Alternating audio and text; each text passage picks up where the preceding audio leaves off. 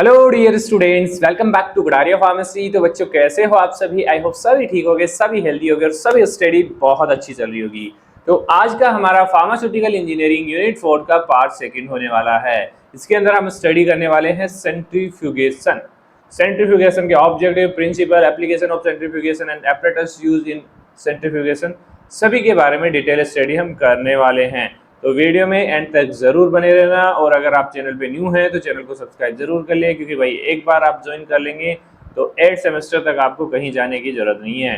सब कुछ मिलेगा, स्टडी मटेरियल, कोर्सेज वगैरह, notes, short note, detail notes, important questions, model paper, सब कुछ मिलने वाला है। उसके लिए आपको हमारा गडारिया फार्मेसी ऐप डाउनलोड करना पड़ेगा। बाकी अदर इन्फॉर्मेशन के लिए आप टेलीग्राम ग्रुप ज्वाइन करके रखिए, जिसमें सारी हमारे चैनल रिलेटेड इन्फॉर्मेशन आपको मिलेगी। उसका लिंक भी वीडियो के डिस्क्रिप्शन में मिलेगा। चलिए तो बात कर लेते हैं सेंट्रीफ्यूगेशन की। तो बेसिकली यूनिट 4 में दो ही टॉपिक हैं, फिल्ट्रेशन और centrifugation.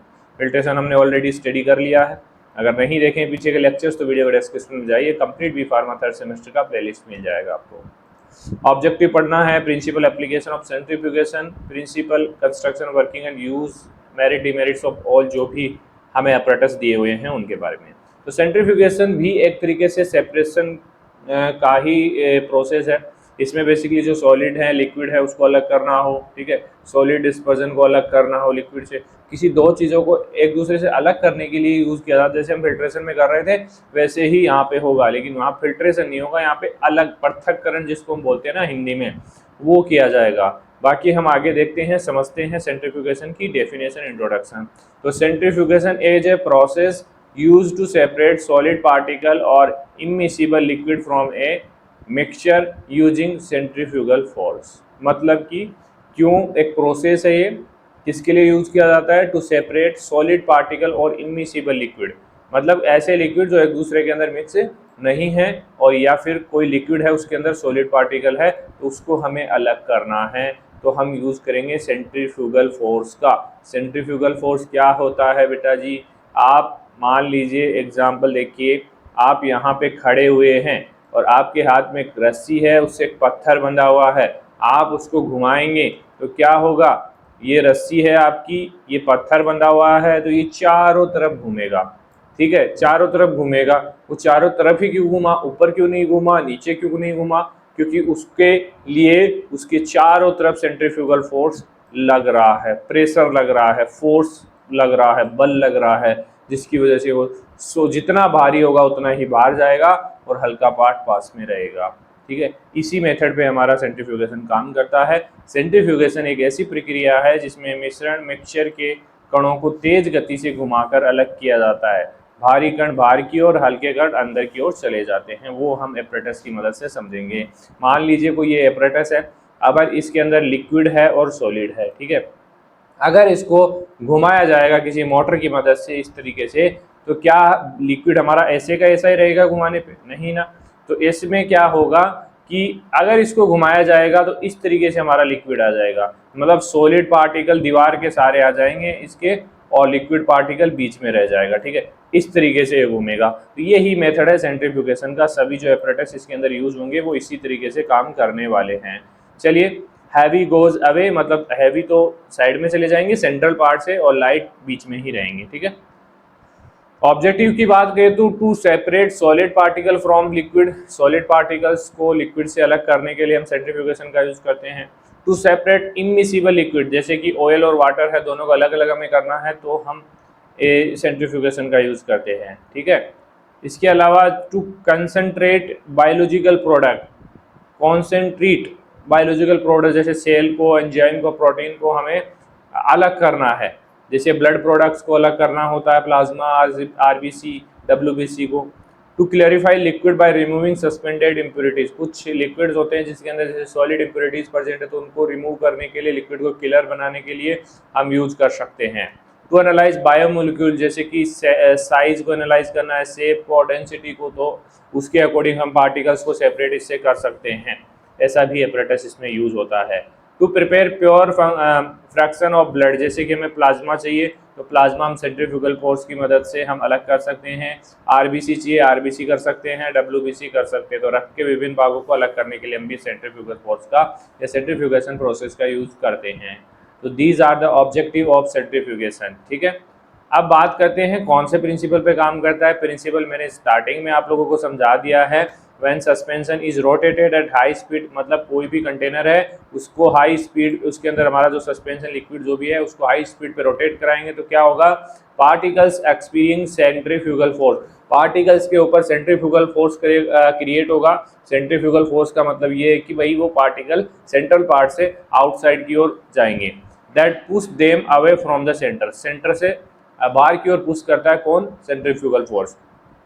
Heavier particle move outward fast, जितने ज्यादा भारी पार्टिकल होंगे उतने ही बाहर की ओर मूव करेंगे, और lighter ones stay near the centre, और जितने लाइट होंगे वो सेंटर के पास में ही होने वाले हैं। बस यही प्रिंसिपल है सेंट्रीफ्यूगेशन का। जब मिश्रण को तेजी से घुमाया जाता है तो कणों पर सेंट्रीफ्यूगल फोर्स, केंद्रीय बल लगता है जो उन्हें घुमाव के केंद्र से बाहर की ओर धकेलता है। भारी कण बाहर जाते हैं और हल्के कण अंदर रहते हैं। Heavy out, light about.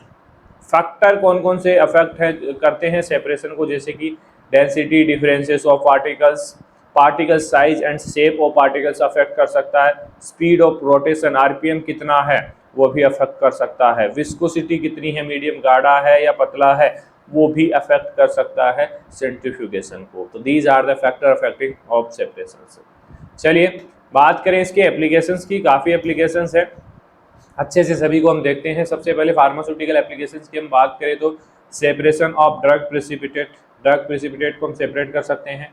Clarification of syrup and suspensions को क्लियर कर सकते हैं। इसके अलावा preparation of vaccine and antibiotics में हम यूज़ कर सकते हैं। तो separation of active ingredient from fermentated growth, fermentation से हम कोई ग्रो करवा रहे हैं, कोई एंटीबायोटिक या बैक्टीरिया है तो उससे हमारी जो एक्टिव ड्रग है हम ऑब्टेन कर सकते हैं। एग्जांपल जैसे कि penicillin extraction from fermentation media, ठीक है। पेनिसिलिन के लिए हम बैक्टीरिया को ग्रो करवाते हैं तो उसको हमें अलग भी तो करना पड़ेगा, तो उसके लिए हम सेंट्रीफ्यूगल फोर्स यूज़ कर सकते हैं, सेंट्रीफ्यूगेशन यूज़ कर सकते हैं। नेक्स्ट है बायोलॉजिकल एंड मेडिकल एप्लीकेशंस क्या हो सकते हैं, जैसे कि ब्लड सेपरेशन के लिए प्लाज्मा, आरबीसी, डब्ल्यूबीसी प्लेटलेट्स को सेपरेट करना हो। Isolation of DNA, RNA and proteins के लिए हम यूज़ कर सकते हैं।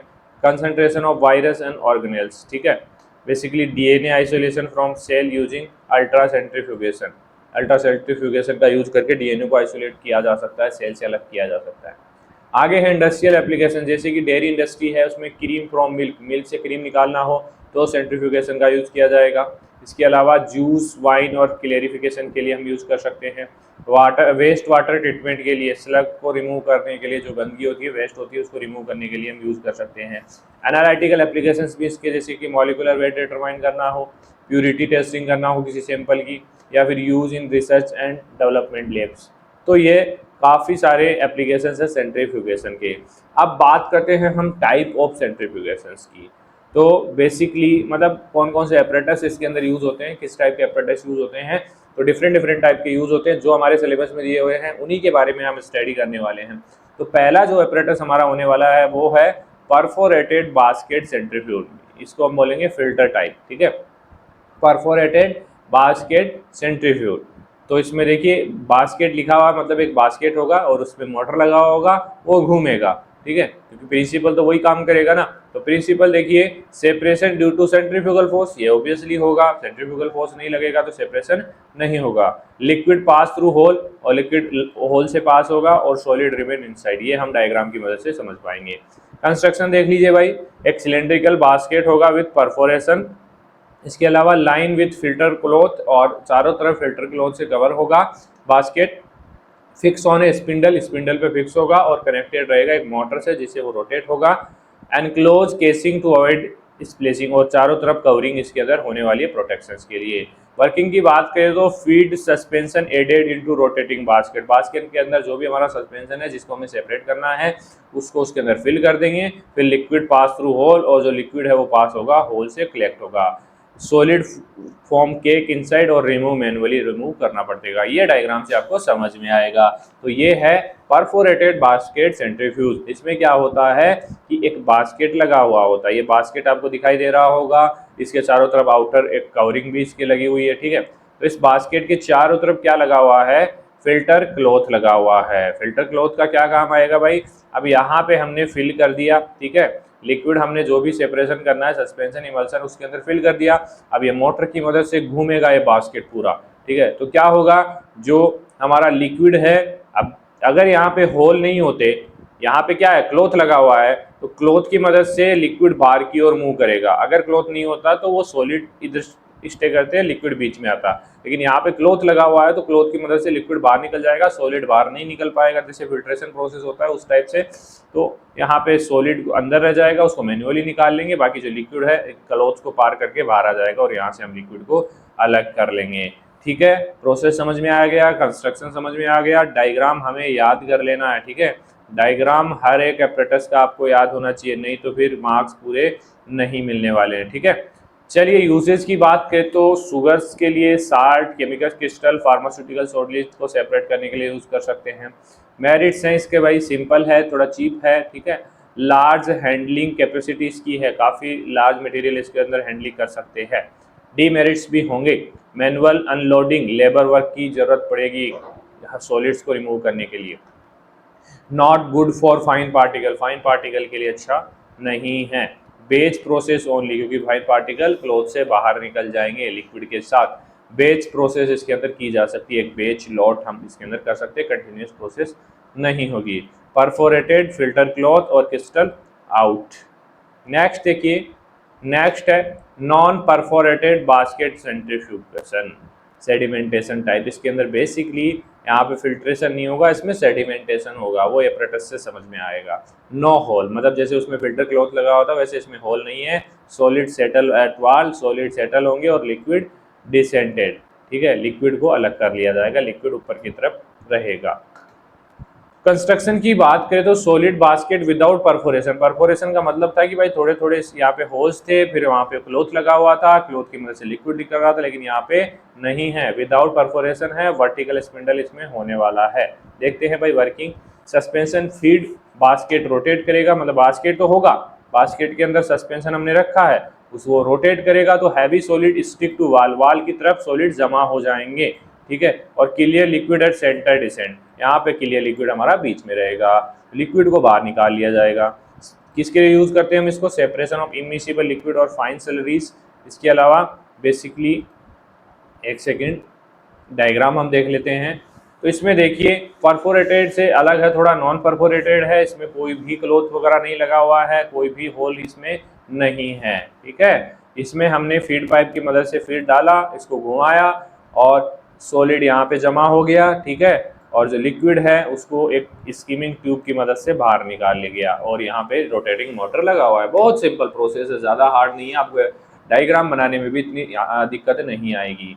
मेरिट्स की बात करें तो no filter need, filter cloth या फिल्टर की ज़रूरत नहीं है।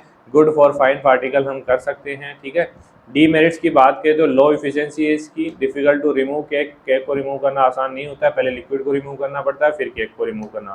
बेच ऑपरेशन ओनली होता है, कंटिन्यूस ऑपरेशन इसके अंदर नहीं कर सकते। No hole just roll. ठीक है, चलिए नेक्स्ट है सेमी कंटिन्यूस सेंट्रीफ्यूज, मतलब बार बार यूज कर सकते हैं, रेगुलरली यूज कर सकते हैं। तो इसमें देखिए कॉम्बाइन बेच भी बना सकते हैं या फिर कंटिन्यूस एडवांटेज, कंटिन्यूसली भी इसको यूज कर सकते हैं। फिल्ट्रेशन प्रिंसिपल पे काम करता है। कंस्ट्रक्शन की बात करें तो perforated basket with filter cloth इसके अंदर लगा हुआ होगा। ठीक है, उसके बाद ऑटोमेटिक सॉलिड डिस्चार्ज सिस्टम लगा होगा, जिससे ऑटोमेटिकली सॉलिड निकलता रहेगा, लिक्विड अलग निकलता रहेगा और ये कंटिन्यूसली चलता रहेगा।